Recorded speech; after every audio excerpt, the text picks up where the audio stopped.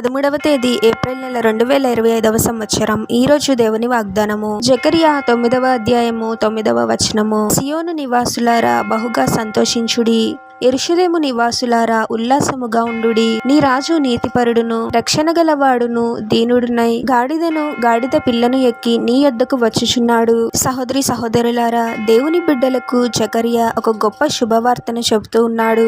సియోను నివాసులారా సంతోషించండి, యెరూషలేము నివాసులారా ఉల్లాసంగా ఉండండి. నీతిపరుడు రక్షించగలవాడు దీనుడైన నీ రాజు గాడిద పిల్లను ఎక్కి నీ యొద్దకు వచ్చుచున్నాడు అని.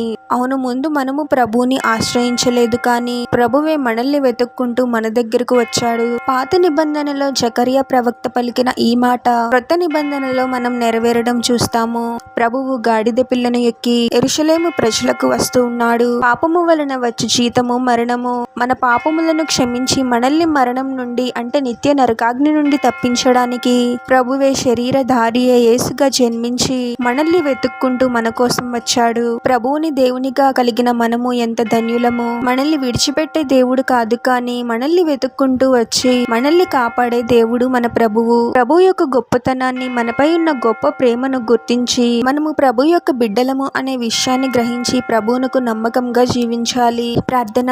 పరిశుద్ధుడవగు ప్రభువా, మీ పరిశుద్ధమైన పాదాలకు వేలాది వందనాలు, స్తుతులు, స్తోత్రాలు చెల్లించుకుంటున్నాము తండ్రి. మరొక నూతన దినంలోనికి మమ్మల్ని క్షేమంగా ప్రవేశింపచేసిన దేవా మీకే స్తోత్రం ప్రభువా. మేమైతే ముందు మిమ్మల్ని ప్రేమించలేదు, కానీ మీరే మమ్మల్ని ప్రేమించి మా కోసం మమ్మల్ని వెతుక్కుంటూ వచ్చారు ప్రభువా. పాపంలో ఉన్న మమ్మల్ని రక్షించడానికి మీరే పరలోకం నుండి వచ్చారు తండ్రి. మా కోసము ఎన్నో శ్రమలను అనుభవించి శిలువ మరణాన్ని పొందారు ప్రభువా. మాపై మీకున్న గొప్ప ప్రేమను గుర్తించి మీకు నమ్మకమైన వారముగా జీవించడానికి మాకు సహాయం చేయండి తండ్రి. మా జీవన విధానము మీకు అంగీకారముగా ఉండేలాగున దీవించండి ప్రభువా. మా మాటలను, ఆలోచనలను, క్రియలను మీరే పరిశుద్ధపరచండి తండ్రి. ఈ లోకంలో మేము జీవించినంత కాలము మీకు లోబడి జీవిస్తూ మేము మీ బిడ్డలమై ఉన్నాము అనే విషయాన్ని గ్రహించి ప్రతి విషయంలోనూ మీకు నమ్మకంగా ఉండి మా జీవితాల ద్వారా మిమ్మల్ని మహిమపరిచే, గణపరిచే వారముగా మమ్మల్ని దీవించమని ప్రార్థనలో ఏకీభవిస్తున్న ప్రతి ఒక్కరిని పేరు పేరున దీవించి ఆశీర్వదించి అభిషేకించమని,